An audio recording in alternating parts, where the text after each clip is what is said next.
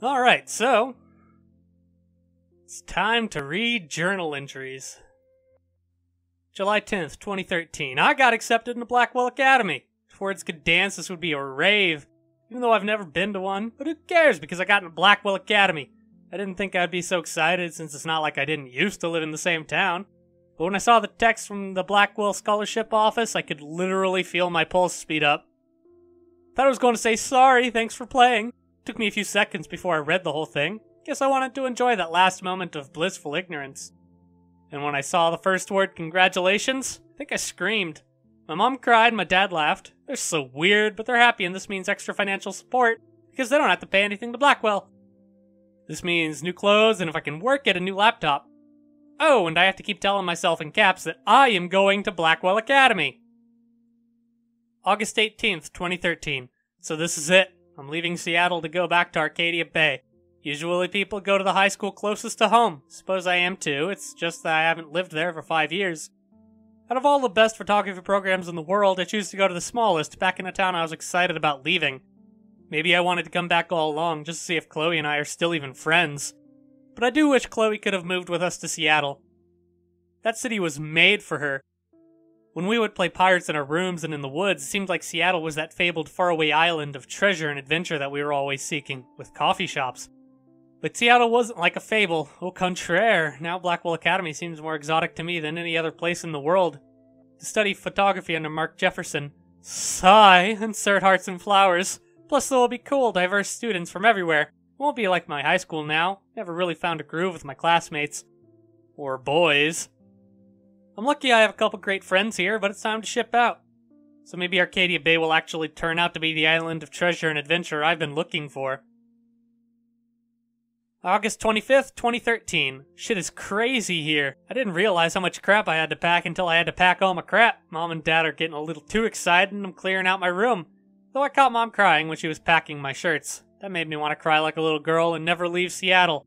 So instead of packing, I feel like burning all my clothes, then just raiding a thrift store to build up a new Max wardrobe over my junior year. Not that I even have an old Max wardrobe.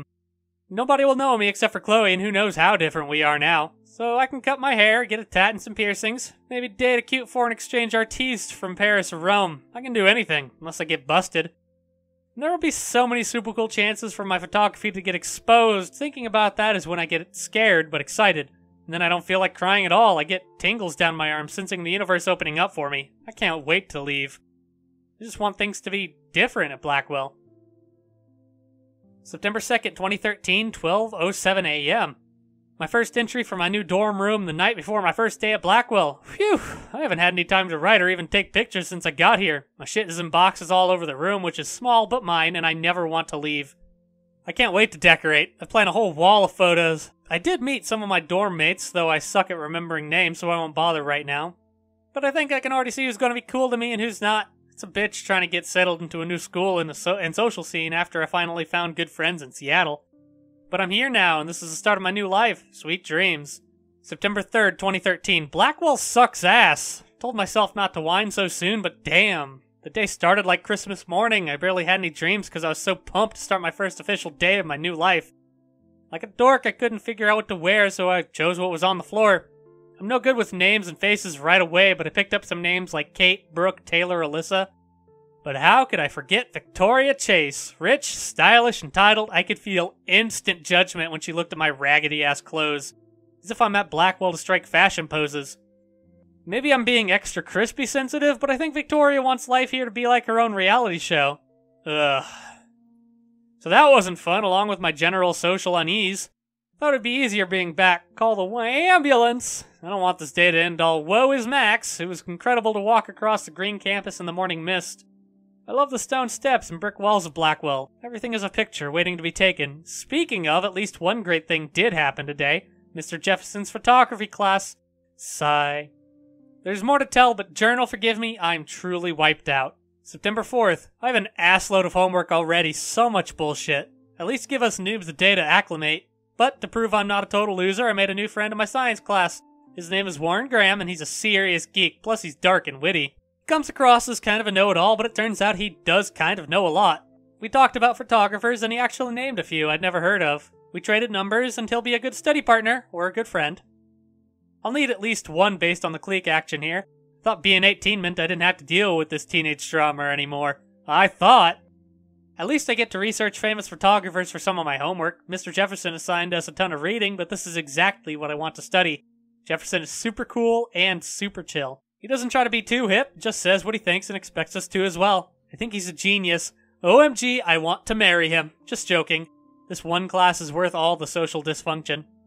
September 15th, homework is kicking my ass. I bet the teachers grade harder just to stop you from feeling special. But Victoria Chase and her snob minions still front like they're honored guests of Blackwell. The bros here aren't that different. Nathan Prescott is Victoria's male clone with way more money and attitude, if that's possible. His family is the oldest in Arcadia Bay, and I heard stories about them when I was a kid. The Prescotts gave a shitload of bank to Blackwell, so Nathan acts like he literally owns the school. Yesterday, during class, he put his feet on the desk, started texting, and the teacher didn't say jack. I'd get suspended, but him and Victoria are part of this silly elite Vortex club that puts on popular parties, and so they get their way. Good to be the king and queen. I don't want to slam everybody. I do like Kate Marsh. She's down the hall and in one of my classes. She's so pretty and sweet and friendly. Makes her more beautiful than the biatches here like Victoria. I think beauty is just your face and outfit. See? I'm already playing their drama games. No more! September 23rd. Finally had a chance to take some actual shots around campus today. Perfect blue sky day. I always forget how great I feel after I take pictures when I've been slacking off. Speaking of pictures, Mr. Jefferson told us about the National Everyday Heroes photo contest he wants us all to enter. The winner gets a trip to San Francisco and lots of publicity. He wants just one photograph from each student. This is exactly why I wanted to come to Blackwell, and of course I'm scared shitless to enter. At least I have a couple weeks before the deadline in October, so I have plenty of time to stress and procrastinate. Sigh. September 30th. I don't know whether I love it or hate it here. I'm trying to keep up with my science class of all things. Like I give a shit or even understand it. Good thing I know Warren. Too bad I can't clone him to take my place in class. Miss Grant is much cooler than the class. She explains particle physics so even boneheads like me can kinda understand. I love how she relates society to science and vice versa. I can tell she's committed and passionate about life, unlike some of us in her class, but I'm trying to engage more, if it means asking actual questions in class instead of hiding in the back. I'm just glad I'm not the only social misfit here. Now, how much homework are you avoiding? October 1st. October, my favorite month, the best weather of the year. I love watching the leaves change color, turning into tiny flames. But it's still too damn hot, thanks global warming, and I can't bust out the big coats or sweaters or scary movies yet. Soon. Kate let me borrow The October Country by Ray Bradbury. I haven't read much by him, which caused Warren to almost revoke my geek cred before I held up my copy of Battle Royale, but he nails the autumn atmosphere of small towns.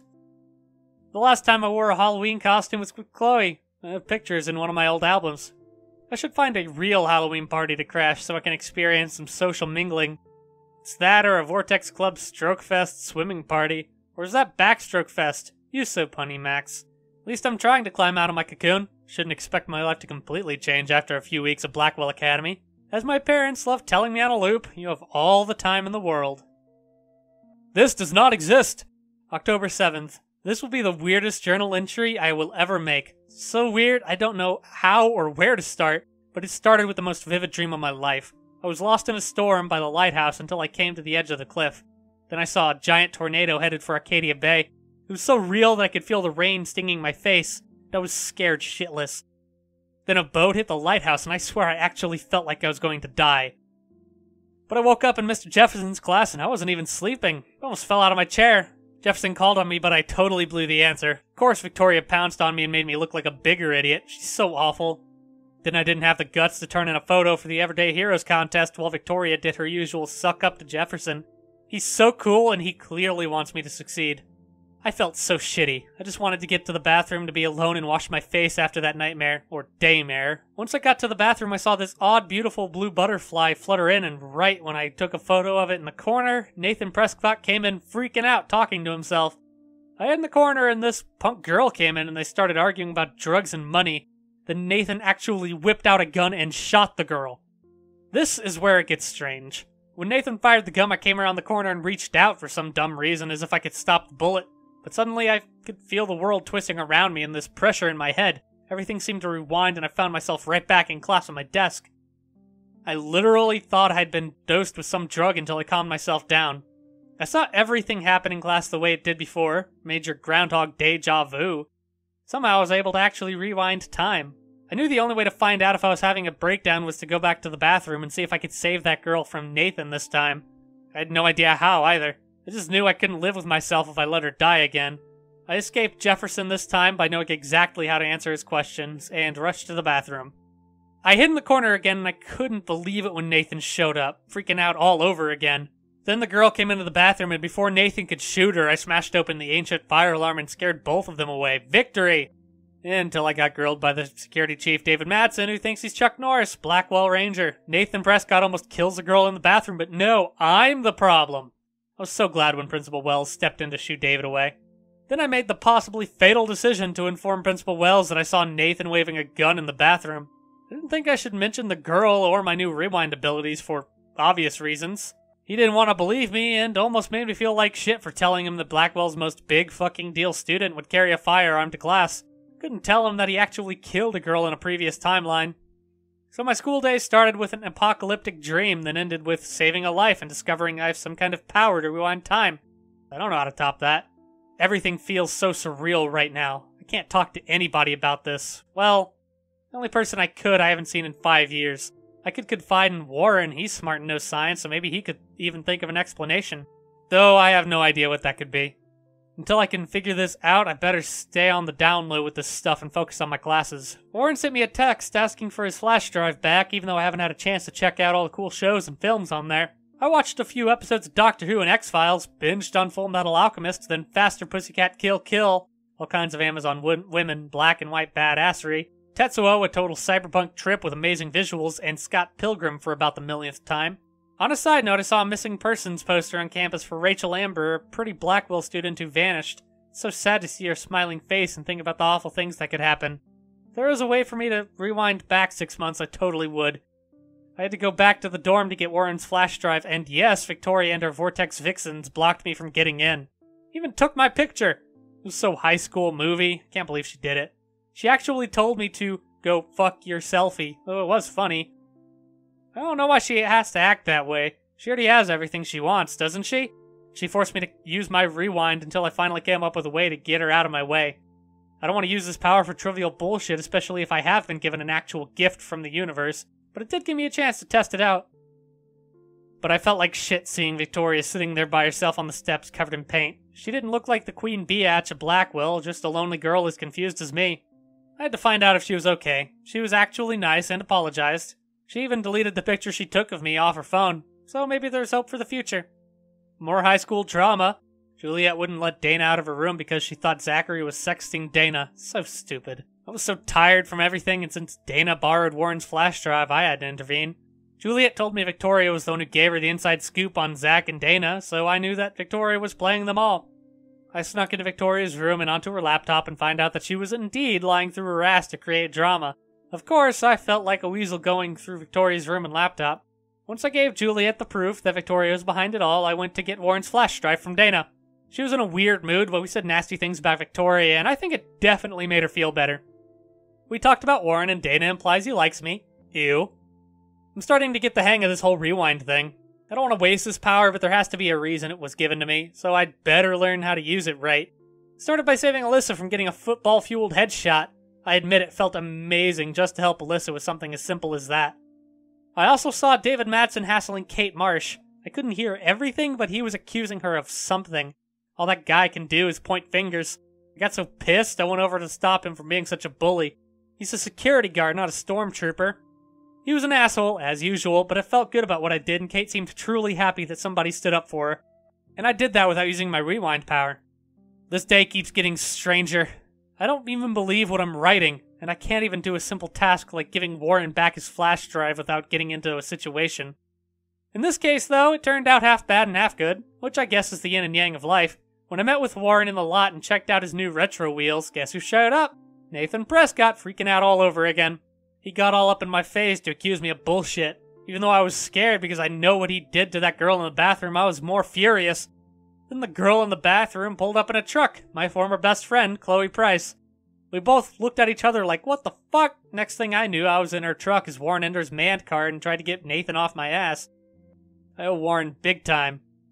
Seeing Chloe for the first time in 5 years was such a shock. I was almost paralyzed, especially after realizing that Nathan had almost killed her right in front of me.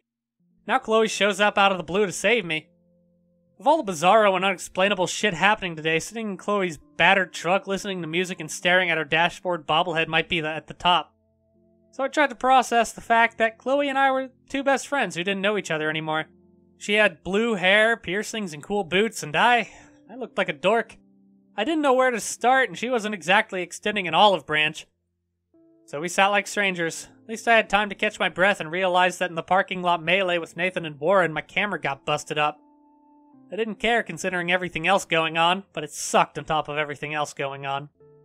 Going back to Chloe's old house for the first time in 5 years was like the ultimate rewind. Some things were obviously different, but some things weren't. The house smelled exactly the same as it did when we were growing up. Chloe's room was like an exploded version of her new adult self, cool and chaotic. I could tell she was pissed. She wanted to blaze up and chill, so I explored her room to play catch-up on what she was into these days.